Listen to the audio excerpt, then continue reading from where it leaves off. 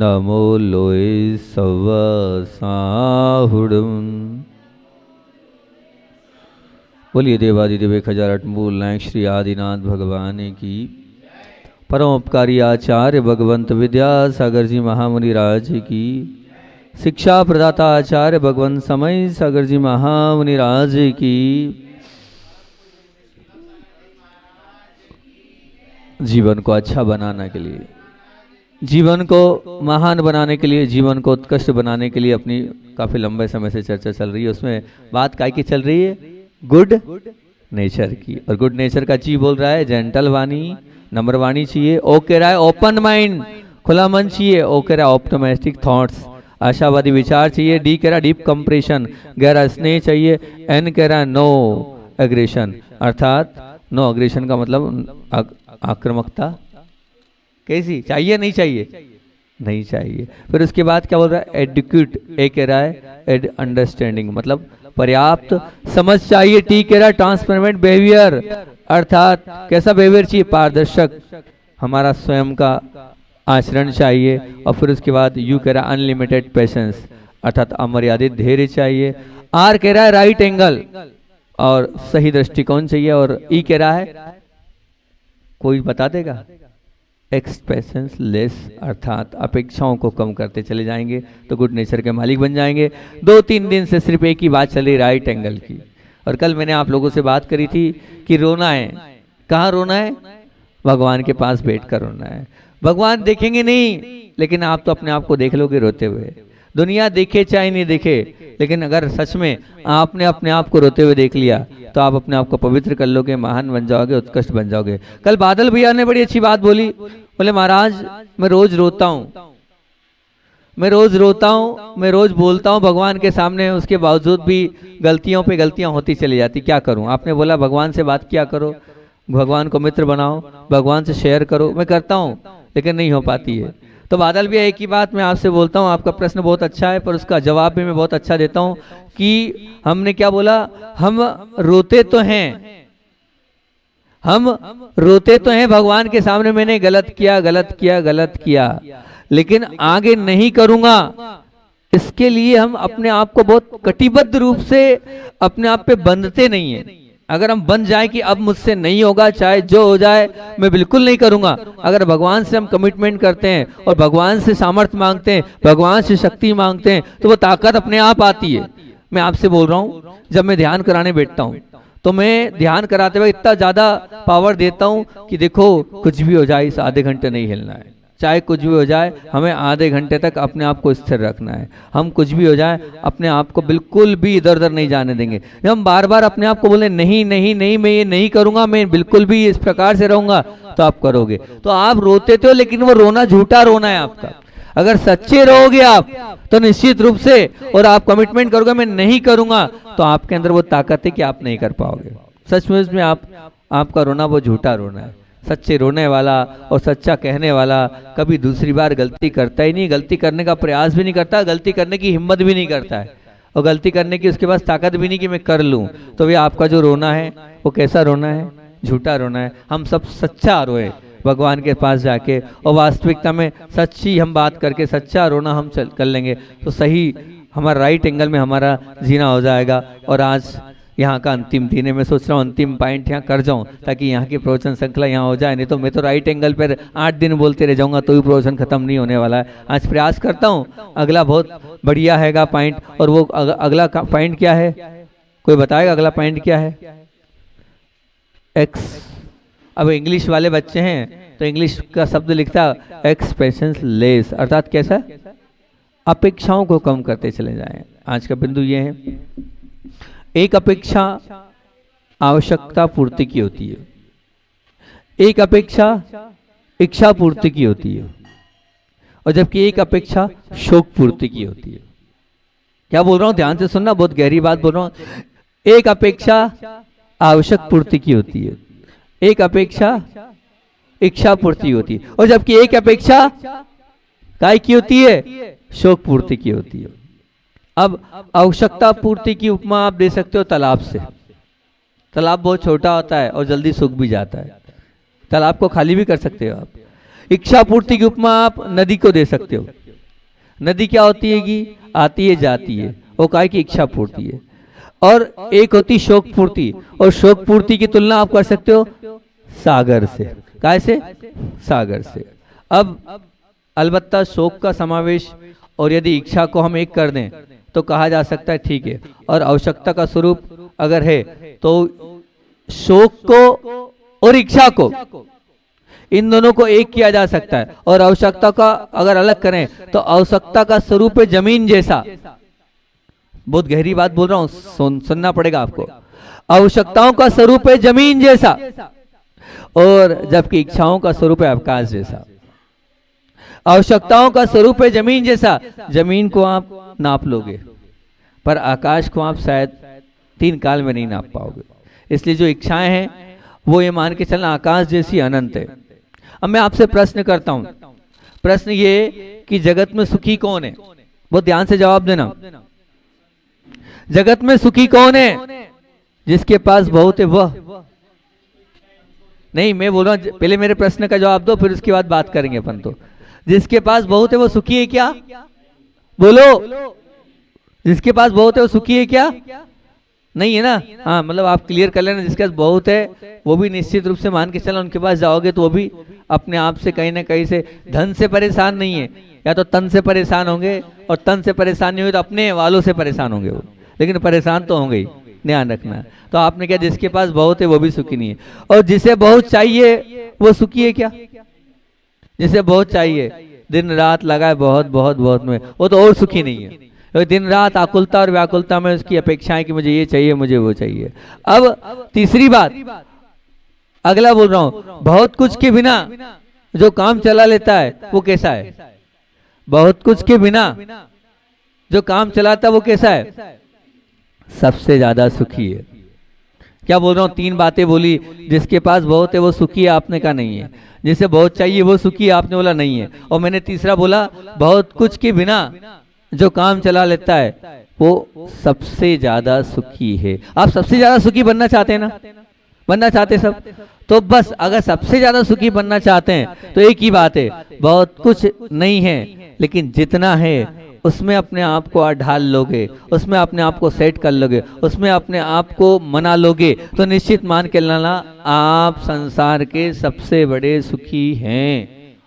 अगर आप वास्तविकता में बहुत सुखी बनना चाहते हो तो जो है उसमें अपने आप को एडजस्ट करते चले जाओगे, उसमें अपने आप का निर्वाह करते चले जाओगे, उसमें अपने आप को प्रसन्नता के साथ, अहोभाव के साथ कहोगे मेरे पास तो बहुत कुछ है, इतना कर लोगे तो ये मान के चलना आप सबसे बड़े सुखी हैं, सबसे ज्यादा सुखी हैं। क्या कहें? इच्छा शक्ति भले ही अनंत हो, आकाश जितनी, परंतु पुण्य शक्ति तो मर्यादित ही है। और मर्यादित मतलब नदी जितनी, और भोग शक्ति जो है उससे भी मर्यादित है, पोखर जितनी। पोखर मतलब एक छोटा सा पानी का स्थान होता है, उसको पोखर बोलते हैं, जहाँ से पानी निकलता है। तो इसको मैं आपके सामने करता हूँ कि सारी दुनिया की मिठाई मेरे पास हो, यह है इच्छा शक्ति। सारी दुनिया की मिठाई मेरे पास हो, उदाहरण से समझा रहा हूं मैं आपको, इच्छा शक्ति। बहुत अच्छा। एक शहर की मिठाई की दुकान, मतलब एक शहर में जितनी मिठाई की दुकान हो वो मेरे पास हो तो वो है पुण्य शक्ति, क्योंकि आपका इतना पुण्य तो है कि आप एक शहर की जाकर भी खरीद सकते हो। अब पुण्य तो है लेकिन इतना पुण्य नहीं कि आप पूरे विश्व की मिठाई खरीद के ले आओ, पूरे संसार की मिठाई खरीद सकते हो क्या? इच्छा है पर पुण्य नहीं है इतना कि आप पूरे संसार की मिठाई खरीद पाओ, लेकिन इतना तो है कि एक शहर की मिठाई तो खरीद सकते हो। ये क्या कहला रही है? पुण्य शक्ति। और तीसरा क्या है? मान लीजिए अब तीसरी है भोग शक्ति। उसके बाद आप कितनी भोग पाओगे? 200 ग्राम, 250 ग्राम, 1 किलो, इससे ज्यादा मीठा खा पाओगे? है बहुत हो गया 1 किलो से ज्यादा। 1 किलो भी मेरे ख्याल से कोई नहीं खा पाएगा। है गोलू कितनी खा पाओगे तुम? 1 2 पीस 4 पीस। तो मैं आपसे ही कह रहा हूं कि इच्छा शक्ति अनंत है। वो क्या है कि पूरे संसार की मिठाई में ले लूं। पुण्य शक्ति इतनी है कि आप इतना पैसा हो सकता है आप कैसे एक शहर की खरीद भी सकते हो, आप 2 की खरीद सकते हो, पूरे संसार की नहीं कर सकते हो। और भोग शक्ति उतनी 100 150 200 ग्राम 250 ग्राम या 1 किलो से ज्यादा आप नहीं खरीद सकते हो। तो अपेक्षा वो रखो ना जितनी अपेक्षा से मेरा जीवन बहुत अच्छे से चल जाए। आचार्य कहते थे कि व्यक्ति को सिर्फ 3/6 की जगह चाहिए। कितनी चाहिए? बस इससे ज्यादा में सोएगा नहीं वो, ठीक है ना। और ज्यादा से ज्यादा 10 रोटी चाहिए सुबह, 10 रोटी चाहिए शाम को। लेकिन उसकी अपेक्षाएं इतनी ज्यादा है, बड़े से बड़ा बंगला, बड़े से बड़ा वेल मेंटेन मकान चाहिए उसको, है ना। अब भोजन तो उतना ही चाहिए, लेकिन कमाने धमाने में वो सब कुछ भूल चुका है, इतनी उसकी अपेक्षाएं बढ़ती चली गई है। लेकिन नहीं, अगर वास्तविकता में अगर आप गुड नेचर के मालिक बनना चाहते हो, अपेक्षाओं को कम करते चलो।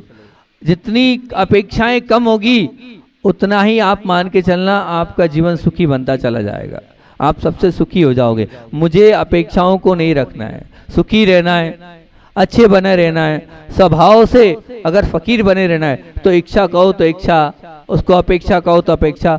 जितनी अपेक्षाएं कम करते जाओगे उतना तुम्हारा जीवन अच्छा बनता चला जाएगा। इच्छाएं करो, अपेक्षा रखो। किससे अपेक्षा रखो?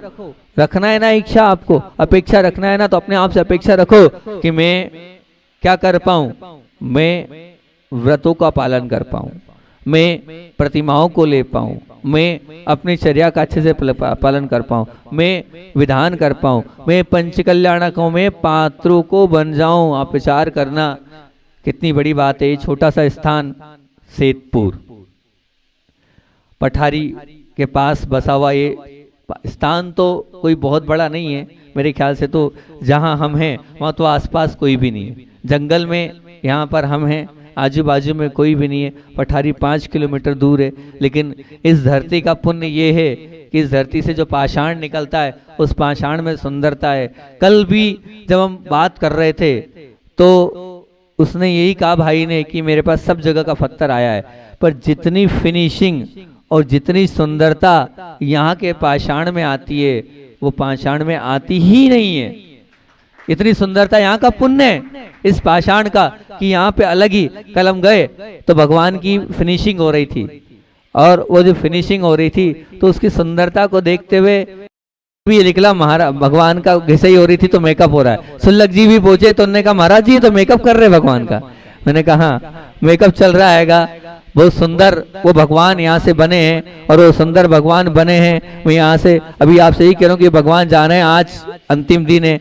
अब यहाँ से भगवान जाएंगे तो वो जो कारीगर लोग हैं वो यही बोलते हैं कि जब भगवान यहाँ रखते हैं तो बहुत अच्छा लगता है, जब यहाँ से उठ के जाते हैं तो बड़ा मन में ऐसा लगता है जा रहे हैं भगवान, जा रहे हैं भगवान, जा रहे हैं। उनको भी, उन कारीगरों को भी, उन शिल्पकारों को भी उससे मोह हो जाता है, उससे लगाव हो जाता है कि आज 2 साल 3 साल से हम ये भगवान को बना रहे थे और ये भगवान जा रहे हैं। सुंदर सुंदर भगवान यहाँ बन रहे हैं, और भगवान बन रहे हैं तो बहुत अच्छी बात है। इस क्षेत्र का इतना पुण्य था कि इस जंगल में ये पाषाण का जिनालय बन गया, छोटा सा जिनालय ये पाषाण का बन गया, और पाषाण के साथ भगवान यहाँ पर विराजमान है। और विराजमान के बाद ये छोटा चित्तालय से मंदिर बन गया, अब मंदिर शिखरबद्ध बन गया तो पंचकल्याणक की योजना और संयोजना बन गई और पंचकल्याणक की हो गया। मैं आपको पुण्य की बात बता रहा हूँ कि बिना बोली के यहाँ की कमेटी, यहाँ की संस्थाओं ने, कहीं यहाँ की कमेटी कहीं वहाँ की कमेटी, ऐसे लोग बैठे हैं और फोन पर बातचीत हुई, और फोन पर ही आप मानना कि एक छोटा सा बालक भोपाल का जुड़ा हुआ है, हमसे बचपन से जुड़ा, सिलवानी का रहने वाला है, श्रेयस भाई। जब उससे बोला कि यहाँ समाज नहीं है और इतना बड़ा यहाँ पर गर्मी में आयोजन होना है, और इस आयोजन में तुम्हें स्वधर्म इंद्र बनना है, अपेक्षाएं उसकी बहुत थी कि मुझे अभी तो ये करना है, मुझे तो वो करना है, पर गुरु की आज्ञा आई तो उसने एक ही बात बोली कि महाराज जी आपकी आज्ञा है, मैं टालूंगा नहीं, 4 महीने पहले ही विवाह हुआ आएगा, और ठीक है आप कह रहे हो। तो छोटे से उस बालक ने, मेरे ख्याल से इतिहास में पहली बार होगा कि इतनी कम उम्र वाला और इतने बड़े पंचकल्याणक में कोई स्वधर्म इंद्र बनेगा। ये श्रेयस का पुण्य है कि उसके पुण्य के वजह से वो यहाँ पर स्वधर्म इंद्र जैसे मुख्य पात्र को इतनी छोटी सी उम्र में वो यहाँ पर निर्वाह करेगा। और भी अनेक पात्र ऐसे ही, एक ऋषि भाई है जो जुड़े हुए हैं जिन्होंने इस संस्था के लिए कटर लगाया था, और उस भाई से भी जब बोला तो बड़ी लंबी राशि बनकर उन्होंने कुबेर बनने का सौभाग्य प्राप्त किया कि मुझे कुबेर बनना है। माता पिता की लाइन अभी चल रही है, अभी पूरी नहीं हो पाई है, क्या करें ना, हम आते जा रहे हैं पर कहीं भी संयोजना नहीं हो पा रही है। अभी भी मैं पठारी वाले से बोल रहा हूँ, तैयार कर लो, अभी भी मान जाओ, अभी भी टाइम है। अगर आप बन जाओगे तो माता पिता आचार्य श्री जी कहते थे कि भगवान की माता पिता, मैंने एक बार आचार्य से माता पिता की चर्चा करी तो आचार्य बोलते हैं कि भगवान के माता पिता बाकी सब चीज तो बन जाते हैं, लेकिन भगवान के माता पिता बहुत पुण्यशाली जीव बनता है। जो अतिशय पुण्यशाली जीव होता है वही बनता है माता पिता, हर कोई नहीं बनता है। एक या तो पति तैयार नहीं होता है या पत्नी तैयार नहीं होती है, या और कोई समस्या आ जाती है, या बीमारी आ जाती है, या फिर और आप देख रहे हैं कितनी समस्या होती है। कैसा वो माता पिता का मुख्य पात्र होगा। मैं तो ये मानता हूँ कि इस पंचकल्याणक में माता पिता का वो पात्र भी शायद कोई पुण्यशाली जीव ही बनेगा। और भी ऐसे हमारे मोनू भैया वास्तु वाले हैं, तुरंत बड़े पात्र में शशांक भैया पूना वाले हैं, उन्होंने अभिजीत जी भोक्ता वाले हैं, उन्होंने भी प्रदुमन भैया भोपाल वाले हैं वो भी, और हमारे बीच में बैठे हैं अवशेष भैया जो हमेशा शुरू से मेहनत कर रहे हैं वो भी, चाहे रुपेश भैया हो चाहे गोलू भाई हो, और तो पूना जैसी महानगरी में बैठे, उन्होंने वहां से मैसेज किया महाराज जी पंचकल्याणक में आना है, तो आने के साथ राजा श्रेयांश तो मैं ही बनूंगा। तो राजा श्रेयांश का जो सुपात्र है वो गौरव भैया ने प्राप्त किया है, पूना वाले ने।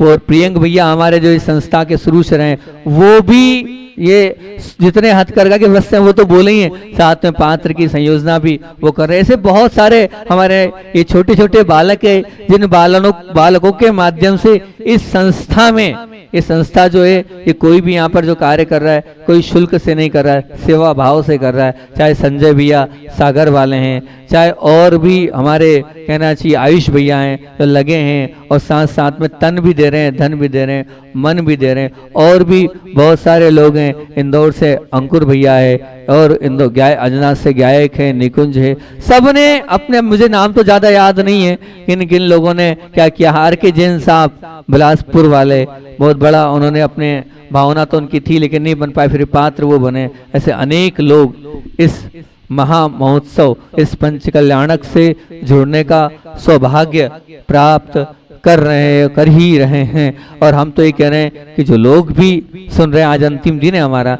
जो लोग भी सुन रहे हैं वो इसमें इस अनुष्ठान में शामिल हो सकते हैं, क्योंकि समाज तो है नहीं। और जो लोग जुड़े हैं आचार्य भगवान से, हमसे और भगवान से, वही लोग यहाँ पर आकर अपने भक्ति के इस महा महोत्सव में उत्साह के साथ और इस उत्सव को महान बनाने के लिए आ रहे हैं। आप सब भी अपने हिसाब से यहाँ पर आ सकते हैं, बहुत अच्छी बात है कि। और साथ ही साथ में बामोरा वाले बैठे हैं, तो बामोरा में भी बहुत बड़ा आयोजन है। उन्होंने भी कहा महाराज जी आप यहाँ का बोल रहे हो वहाँ का भी बोल दो।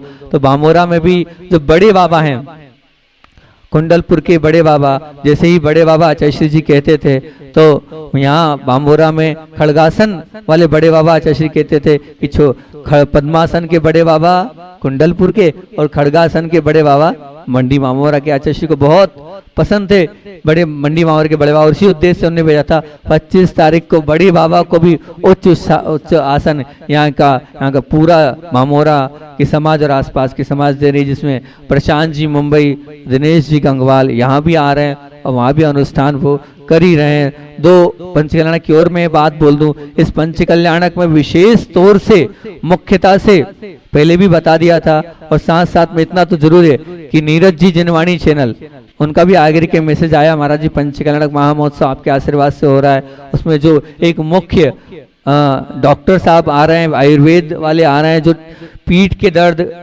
रीढ़ के दर्द, लंबर के दर्द, सर्वाइकल, साइटिका, सिर का माइग्रेन का दर्द, पैर का सुन्नपन, इन सब हजारों रोगियों को निशुल्क रूप से उन्होंने ठीक किया है। वहां पर एलोरा में भी उनका शिविर किया था, सैकड़ों पेशेंटों को ठीक किया। यहाँ भी उस दिन आए थे, 2 दिन के 100-125 लोगों को ठीक किया। तो मैं यही कहना चाह रहा हूँ कि जिनको इससे संबंधित समस्या है वो निशुल्क रूप से यहाँ पर अपना उपचार देंगे, वो लोग भी आ सकते हैं। 28 तारीख से 5 तारीख तक 8 दिन तक वो जालना के पास एक जंगल में रहते हैं। अपनी साधना के माध्यम से उन्होंने वो विद्या, वो कला अपने पास, उनके पास है, वो भी यहाँ आ रहे हैं, वो भी उसका आप लाभ यहाँ ले सकते हैं। उन्होंने बहुत अच्छी एक बात ये बोली थी कि जो लोग सीखना चाहते हैं वो भी सीख सकते हैं। मेरी कला मेरे पास नहीं रखना चाहता हूँ, 8 दिन रहे, 8 दिन में अपने हिसाब से सिखा सकता हूँ। तो जो लोग ऐसा है कि सेवा में अग्रणी रहना चाहते हैं वो भी आकर यहाँ पर सीख सकते हैं। और साथ साथ में जो एक प्रतियोगिता थी जिनवाणी की, वो शुद्ध समझने वाली जो आकाश भैया, सिद्धार्थ भैया, अनुभव भैया मिलकर उस प्रतियोगिता को कर रहे हैं। उस प्रतियोगिता में क्या प्रतियोगिता है, वैसे तो मैं 1-2 बार बोल चुका हूँ, लेकिन आज अंतिम दिन है यहाँ का, तो वो प्रतियोगिता किस बात की गई। उस प्रतियोगिता में विशेषता ये है कि जिनवाणी के ऊपर स्वरचित भजन आपको देना है। और वो सब कुछ जो शर्तें हैं आप अनुभव भैया या आकाश भैया, स्काई या सिद्धार्थ भैया से समझ सकते हैं, बामोरा वालों से, कि क्या है उसमें बड़ी बड़ी राशि इसलिए दी है। राशि या पात्र मतलब यहाँ पर पुरस्कार देना नहीं, आप लोग जिनवाणी के ऊपर कोई भी रचनाएं नहीं है, जिनवाणियों के ऊपर स्तुति नहीं है, बाकी सब पर तो स्तुतियां, पर जिनवाणियों के ऊपर स्तुति नहीं है। इस भाव को लेकर वो प्रतियोगिता, शुद्ध हमारा प्रवचन जो चल रहा था कि तीर्थंकर बनना है तो माँ जिनवाणी की भी भैयावृत्ति करना चाहिए। उस भैयावृत्ति में हमारे मुख से निकल गया था, तो उस तीनों के लिए भी धीरज जी बाकलीवाल महापौर वहीं बैठे थे, उन्होंने स्वीकृति प्रदान करी थी कि मैं उस प्रतियोगिता करूंगा। ब्रह्मचारी ऋषभ भैया सीए और हमारे बीच में रूपेश भैया इंदौर वाले हैं, वो सब वो प्रतियोगिता को कर रहे हैं। तो अपने अपने स्वरचित भजन बनाकर और फिर उसको गाना है। गाने के बाद वो जो कमेटी है वो उस पर निर्णय लेगी कितने लोगों को पास होता है, उनको बुलाकर वो भजन भी होंगे। फिर वो भजन पूरे देश में उसको प्रचार प्रसार सीडी करके किया जाएगा। ऐसी एक संयोजना है, उसका भी पूरा का पूरा जिनवाणी चैनल वालों ने क्या कहा करेंगे। और तीसरा और मुख्य अंतिम 3 तारीख, 4 तारीख और 5 जून को जो महत्वपूर्ण कार्य यहाँ पर किया जा रहा है, विश्व में पहली बार, इसलिए बोल रहा हूं क्योंकि अभी तक संगोष्ठियां तो बहुत हुई है, लेकिन ये संगोष्ठी वो है जो हर समाज के हर व्यक्ति को इस संगोष्ठी को आ नहीं सकते हैं तो वो लाइव भी चलेगा। शायद कौन सा चैनल है, विद्या शरणन चैनल पे भी लाइव चलेगा, जिनवाणी पे भी उसकी फूडिंग होगी, उस पर भी वो अलग अलग कार्यक्रम होगा। उसका उस संगोष्ठी में सिर्फ ये बताया गया है, मैंने 15-20 साल जो मेहनत करी है, अध्ययन किया है, वो आप लोगों के बीच में शेयर करूंगा कि वास्तविकता में किस प्रकार से मंदिर बनना चाहिए, कैसी वेदी होना चाहिए, कैसे गर्भगृह होना चाहिए, किस प्रकार का शिखर होना चाहिए, कौन से भगवान के लिए कौन सा शिखर होना चाहिए, कौन से भगवान किसको विराजमान करना चाहिए, कौन से भगवान किस स्थान पर होना चाहिए। ये जैसे एक लड़का और एक लड़की की कुंडली मिलाई जाती है, ऐसे ही हम यहाँ पर जो बच्चे लोग तैयार हो रहे हैं, श्वेता है, श्रेष्ठा है जो इंजीनियर है टॉप क्लास की, और उन्होंने इंजीनियरिंग छोड़कर हमारे कहने पर इस कार्य में वो एक सॉफ्टवेयर बना रहे हैं। उस सॉफ्टवेयर को सब लोगों के बीच में हम लॉन्च करेंगे। वो सॉफ्टवेयर ऐसा रहेगा, सिर्फ आपको अपना नाम डालना है, अपनी राशि डालना है, अपने गांव की राशि डालना है, और फिर उसके बाद वो पूरा जैसे एक लड़का और लड़की की कुंडली बन के आएगी, तो आपको कौन कौन से भगवान सेट सूट होंगे और कितना बड़ा गर्भगृह होना चाहिए, उस गर्भगृह में कितने बड़े भगवान होना चाहिए, उस शहर में कौन से भगवान होना चाहिए, उसकी पूरी की पूरी जानकारी आपको एक बटन दबाने से होगी। 3 से 4 साल तक हम इस कार्य में मेहनत कर रहे थे, 4 साल में ये सॉफ्टवेयर बना है, और इस सॉफ्टवेयर को हम ये चाह रहे थे कि बहुत बड़े रूप से इस सॉफ्टवेयर को दें। तो इस 3 दिन की संगोष्ठी में वो सॉफ्टवेयर हम आप लोगों के बीच में देंगे, ताकि हर एक उस सॉफ्टवेयर का अपने आप में उपयोग कर सके। और जो भ्रांतियां और जो गलतियां मंदिर से, क्योंकि लोगों की धारणा ये थी कि हम मंदिर बनवाते हैं, भगवान विराजमान करते हैं तो हमारी आर्थिक स्थिति खराब हो जाती है। तो वो आर्थिक स्थिति इसलिए खराब होती है कि हम उन सब बातों को भूल चुके हैं जो आगम में, शास्त्रों में लिखी है। अगर हम आगम के अनुसार और शास्त्रों के अनुसार अगर मंदिर बनवाएंगे और उसी हिसाब से जिनालय का निर्माण कराएंगे कि आखिर एक गर्भगृह है तो 9x9 का गर्भगृह है, तो उसमें कितने बड़े भगवान होना चाहिए, वो 3 बार मतलब 1/3 भगवान होना चाहिए, उसकी दृष्टि कहां पर होनी चाहिए, उसका शिखर कहां पर होना चाहिए, ये सब बातें भूल चुके हैं। ये सब बातें गौण हो चुकी है। इन्हीं सब बातों को वहां पर मैं अकेला नहीं बताऊंगा, देश के बड़े बड़े विद्वानों को वहां पर आमंत्रित किया है हमने। इन सब बातों का वहां पर निष्कर्ष निकाला जाएगा। जैसे आज ही एक प्रश्न आया कि मानस्तंभ कैसा होना चाहिए, मानस्तंभ किस प्रकार का होना चाहिए, उसमें किस प्रकार की प्रतिमा होनी चाहिए। लगभग देश के 99% मानस्तंभ गलत बने। उस मानस्तंभ के कारण अपने आप में सभी लोग अभिमानी होते जा रहे हैं। तो वो सब चीजें यहाँ पर आप लोगों के बीच में शेयर की जाएगी। अपने आप में संगोष्ठी ज्ञानवर्धक भी है और साथ साथ में इस विषय को लेकर जवाब नहीं मिल पाता है, क्योंकि बाकी तो आगम ग्रंथों में जवाब मिल जाता है। बाकी शास्त्र, शिल्प के शास्त्र ने, वो शिल्प के शास्त्र जो कहना चाहिए कि सबके पास उसका ज्ञान नहीं है, क्योंकि या तो वो संस्कृत में या गुजराती में, और ये कला कहीं भी सिखाई नहीं जाती है। मैं आपको बताऊं, जब इसमें मेरी रुचि जागी थी, तो रुचि जागने के बाद जब मैंने पता किया तो ये ज्ञान सिर्फ सोमपुरा एक कास्ट होती है उनके पास है, बाकी मंदिर विज्ञान का नहीं है। अब वो जैसा बता देते हैं वैसा हम कर लेते हैं, वैसा अब ये उनके पास थी। फिर धीरे से इस फील्ड में जब हम घूमे तो कोरोना काल में एक बहुत बड़े ओम प्रकाश जगदीश जी सोमपुरा हैं, जो कि उनके माध्यम से उन्होंने ऑनलाइन क्लासें ली और सब लोगों ने वो कोर्स सीखा। और शिल्प ग्रंथ को जो सोमपुरा लोगों के पास था वो उन बच्चों ने बड़ी रुचि के साथ सीखा, पढ़ा और फिर उस पर हमने रिसर्च किया। आज हम वो बच्चे इतने पक्के हो गए कि कोई सोमपुरा भी अगर हमारे सामने, हमारे नक्शे के सामने, उनके नक्शे की 10 गलती निकाल सकते हैं हमारे के बच्चे,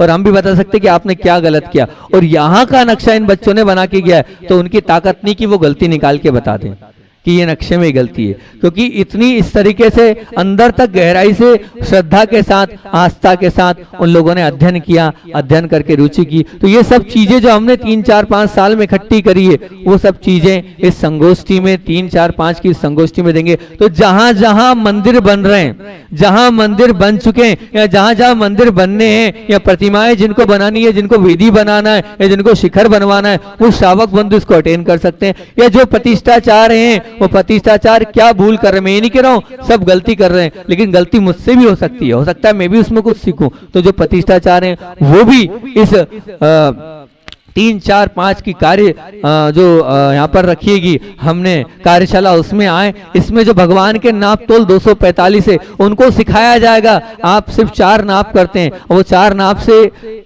निश्चित मान के चलना कि जो आप 4 नाप जयपुर वाले नाप हो रहे, वो नाप उन नापों के माध्यम से अगर हम विराजमान कर रहे हैं तो जैसे अतिशयकारी और जैसा हमें फल मिलना चाहिए वैसा फल हमें प्राप्त नहीं होता है। इसी वजह से उन 245 नाप को जो मैंने खजुराहो में रहकर जय भैया के साथ, विनय भैया के साथ, अशोक भैया के साथ, सबके साथ शेयर करके 6 ग्रंथों को मिलाकर एक PDF तैयार करी है। तो मेरा भाव ये कि 6 अलग अलग ग्रंथों के बाद एक निचोड़ निकाल कर जो हमने रखा है वो सब लोगों के बीच में हो, सब प्रतिष्ठाचार्य उसको सीखें, सब मंदिर और वेदी और भगवान बनवाने वाले उन नापों को सीखें, ताकि आपको स्वयं को पता हो कि क्या एक प्रतिमा को बनाने में और नाप करने में 2 घंटे चाहिए, और एक प्रतिष्ठाचार्य आते हैं और 3 मिनट में नाप करके प्रतिमा को बरी कर देते हैं, जबकि उसमें 245 नाप करने में अगर सच्चे ढंग से नाप किया जाए 2 से 2.5 घंटा मुझे लगता है। अब विचार, और फिर वो प्रतिमा विराजमान होगी तो निश्चित मान के चलना वो अतिशयकारी होगी। और इसीलिए अभी वहां हम जहां जहां ऐसे 245 नाप की प्रतिमा, चाहे पारोला हो, चाहे पूना हो, चाहे बेटावत हो, चाहे आपका अभी हाल पंचकला सोम्य सागर जी ने कहाँ किया है, ग्वालियर नहीं नाम याद नहीं आ रहा है यहाँ का, मैं अपने